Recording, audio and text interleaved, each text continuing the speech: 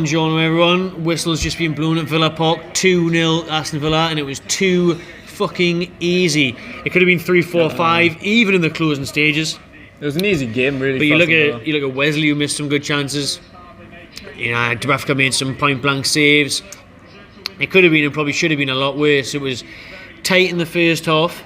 Yeah. Until they scored that spell of 5 minutes, 2 free kicks, 2 goals, 2 shocking fouls, 2 unnecessary fouls to gift them the goals. Really, yes, it was a great free kick by Huran. Yes, it was a pretty well worked second one, but the defensive line was shocking all game, and it was like we've said, it was too easy. And those fouls by Yedlin and Fernandez on the edge of the area and dangerous positions, cynical. You just can't do that, man. And even from the start of the game, though, I think we just showed too much to Villa. We're putting too many boys behind the ball, waiting for the counter-attack. They're below us in the league.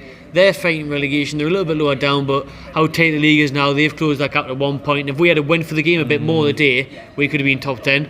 But it just never looked like it happening. The front three of the day, all over the shop. Looked like they'd never fucking seen each other play before. Never mind, had a training session. Almiron was shocking. Really bad. Haven't seen him play that bad in a while. Let's just break it up because I'm rambling up there, aren't I? And summing it up in like a fucking minute or two, but it simply wasn't good enough. Second half, frustration, man. Second half, the first 5 minutes were pretty good, but first 5 minutes was the best part of the game. But it was just nothing in the final third. They were trying to get things done. Shelby was trying to pull the strings, but to nothing. Dropping way too deep, Shelby, man. I'm sick of that quarterback bollocks. There was a moment, I don't know if it was the end of the first half or the start of the second half, when he was in and around their area, and he was causing a lot more problems there. It was the same against West Ham when he was having like shots. He bollocks to that fucking such a deep role. He needs to be brought further forward the field. And like I said, the front three are just isolated. Almiron, I'm really starting to lose patience with the kid because he was fucking shocking tonight. Like, and even Joe Linton's finishing as well. The odd chance that he did have, the shot he had miles away. St. Maximin runs out with gas. I think he was just trying to do a bit too much in that second half. Like, he was, it looked like he just was just trying to do everything by himself, but you can't do things like that. He was trying to do like fucking Maradona fucking turns and stuff. No. 2-0 down in the corner, which went out for a throw-in. Yeah. If you're going to pull that kind of stuff off, alright, it might look good, but there's a time and a place, and right now isn't it? No. And the fact that it went out for a throw-in just sums up the game, really. Yeah. Almiron, like you say, was absolutely terrible, which is a shame because he's been on quite good form lately. Like we've been saying for the last few weeks, like the front three are looking like they're about to click and they're about to like finally come together. But that was just a bit of a spanner in the works. That like Bournemouth it looked that way, but today very, very poor. And for the first time in a while, Newcastle was dreadful at the back. Yeah. Dreadful at the back. That defensive line, I don't know what the idea was there, but for the second goal now, Dummett's been recalled. I think we've shown there why you haven't been playing, because that's just not good enough at all there. Like, you're just sitting ball watching, hoping that someone else is going to do his job for him. I think like defeats that we've had in the past, like if you think back to like the Liverpool game and things like that, like defensively we've been all right. Exactly. Like, it was that moment of magic, wasn't it? Yeah, and now like we've still like taken the L, but like it's been all right. Like we can like take positives out of it. The defense were the best part of the game, but today, shocking, really, really bad. Thankfully, Shaw's back now, got a place on the bench today, didn't get on. Yeah, he's fit enough to be on the bench, he'll be fucking playing though, because Dummett the day showed he's not that standard anyway. He normally comes in, does a job, but he was poor for the second goal. He looked out of it tonight, and I think when you've got Shaw and Lejeune on the verge of coming back, them are fucking miles ahead of Paul Dummett. And even Fernandez wasn't the best tonight either. He gave away a sloppy foul, got a yellow. I think he was getting bullied by Wesley, didn't look up for the scrap. I think a good thing I can say is like Bruce's subs were very like attacking, which is kind of good to see. Like it didn't really come to shit. No. But he took Dummett off for Carroll or something, or Gale, one of them. Carroll was trying his heart out. And Gale, I was glad to see him back on the pitch. We looked like 4-4-2 or went for the little and large. Gale didn't get a sniff. Didn't get a fucking sniff. I think kind of like it's a bit bittersweet having a guy like Andy Carroll up top, because in moments like this, which is when he's usually brought on to try and like make an impact, like they just lump it up. It's like pure Hail Marys. It's like, we've got a big guy up front, so fucking Hail Mary, bang it. It's too one direct, isn't it? He'll do it. Just bang it up to Andy Carroll, he'll sort it out. But it doesn't work. Like, he struggled a bit today. Like the shot he had was unbelievable. That's like where he's at his best. Yeah. Like, got himself like a yard of space, controlled it on the chest, volleyed it on target. but they were just trying to do that too much. Like Shelby, quarterback roll, Hail Mary, bang. Where's Andy Carroll? There you go. See you later. Just didn't work, man. That's the thing. I think for the entire second half, we only needed that one goal to get back into it. And like the fans would have been a bit nervous, the players would have been. We've seen Villa have got the worst record in the league, 9 goals conceded in the last 10 minutes. Put them under a bit more pressure. Do you know what I mean? Like you say, he was a bit positive in his subs, but still, the idea is just not there. You get the ball in around the fucking halfway line, and they end up trying to pass it. Nobody wants it, and then they go back, and we end up playing a long ball to no one, and then we lose possession again. In games where we've been losing this season, like that especially, it kind of looks like when we're behind, Bruce just hasn't got a clue, and the players haven't got a clue what the tactic is. The tactic from the start of the day was give it St. Maximin and hope he does something. Pretty much. I think that's what we need to do most games, to be fair, but sometimes he just tries to do a bit too much. Like he's the only one that looks like something's gonna happen. Like, if you just give it to him, like he's exciting, he gets like fans off their feet, and like defenders look scared when like he's running at them.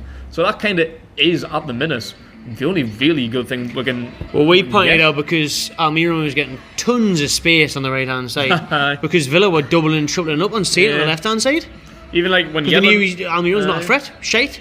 Like Shelby was putting the ball out onto the left for Yedlin. Yedlin was running forward in acres of space. Almiron was trying to make the run, but Yedlin was like, "Nah, I'll just fucking bang it into Carroll or something." I think that's why St. Maximin looked like he had quite a poor game as well, because he was being doubled and tripled up at times. Like I think the left back. The clear only danger man. I think the left back fucked off because he knew he was going to have an easy day with Almiron, so they fucking doubled up on the right backs. I might as well mark St. Maximin because he's the only threat. Almiron's not going to do shit here. Joelinton and Al, we're talking about the front three there. Did some good work, hold up wide, did that good little move where he jiggled past someone, he tried to find Almiron with a through ball that went fucking miles out. That's what I mean, there's no fucking...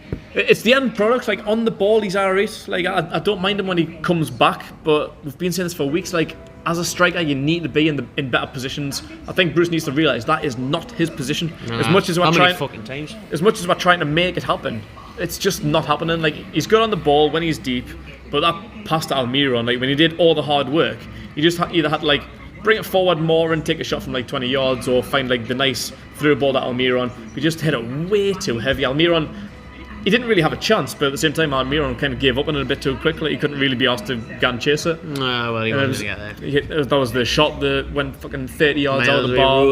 Had a volley that was absolutely nowhere. I remember saying a week ago for the preview that it mattered hugely if Jack Grealish was fit or not. The captain calls him again, the England squad.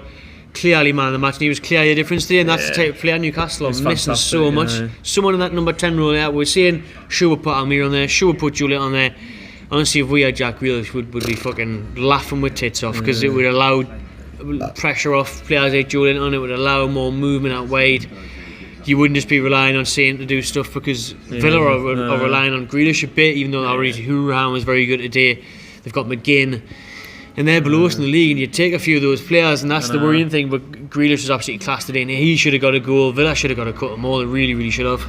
Like they've got some good players that all really put in the shift today. Like you mentioned, like Grealish, Hourihan, El Ghazi had a great game. El Ghazi was really good. Wesley looked quite playing dangerous. as like a second striker at time. El Ghazi was getting some dangerous areas, lovely 1-2s. Villa were pretty good today, to be honest, but we just weren't good enough. We went out of the races. Even going forward again, we always see the end product, but at the back we were sloppy and lacked organisation, lacked Lascelles basically as a captain figure there. You know what I mean? Like the leadership, I think that was like a big difference. To be fair, So like if Lascelles was there, would we have been that sloppy? Probably not. He'd have been whipping them all into shape. Dubravka was having to do one, and Dubravka was raging all the time. Raging all the time. He was Dubravka. That was that part. I can't remember which part it was. But like they had like a Wesley when he had to make a 5 yards out, fucking tapped it at him. He just got up and screamed at them, which they need to do. Like the were just so sloppy the other day, just falling asleep at the back. Like I think that's where we're different. Like they've actually got forward players that are linking up and getting shit done. Like the players like we just mentioned. Whereas our front three, like. They're just not doing it. Like the end products, like in the final thirds, like we are really, really poor. Well, that's the difference. Every time Villa got the ball, driving into the final third, precision passing, neat running, knew what they were going to do. Newcastle were the polar opposite. Balls out, going over throw-ins and caught, good goal kicks. Nobody making a run off the man. Nobody coming to the ball. Either give it to St. Maximin or just hoof it up to Carroll. That was the only tactic today. shite. Fucking shite. And we've got Man City next, so great. Can we do that Man City preview again? We did one before the game. Before you recorded that shit. Never mind. Anyways, drop your comments how you thought the game went today at Villa Park. 2-0 win for Villa. Yeah. Shocking, need to improve massively. Like I say, Man City couldn't really ask for a harder bounce back game. We had a lot of positivity now on terms of how we always put the things out on Facebook, Instagram and Twitter on a match day, get your score predictions in there. Everyone was backing Newcastle for a win. I backed a draw in the preview last week. Even a couple of comments on the preview last week saying, why are you being so pessimistic? It's Villa, they're below us, we're going to hammer them. Sorry, I'm a realist. It's the Premier League though, like anything can happen. Like it wouldn't surprise me if we did beat Man City, because if you look back at like other games, like we got smashed off it was at Norwich and came back and beat Tottenham. Like this is Newcastle all over. Like we'll lose games like this and beat the better teams. Like we beat Man City at home last season. Things can happen. Like this is the kind of game that typically Newcastle will lose, and then we'll turn up on Saturday home at Man City and put in a fucking decent shift, possibly get a point out of it, maybe it's even 3 points. But performing like that, coming against Man City, it's quite frightening. Nah, they'll fucking, because like I said, that could be 4 or 5 to Villa. If City turn up and do that, it will be 4 or 5, and it could be 7 or 8. Easy. Even without Aguero. Subscribe to my channel, TV. Cheers for watching and enjoy yourself.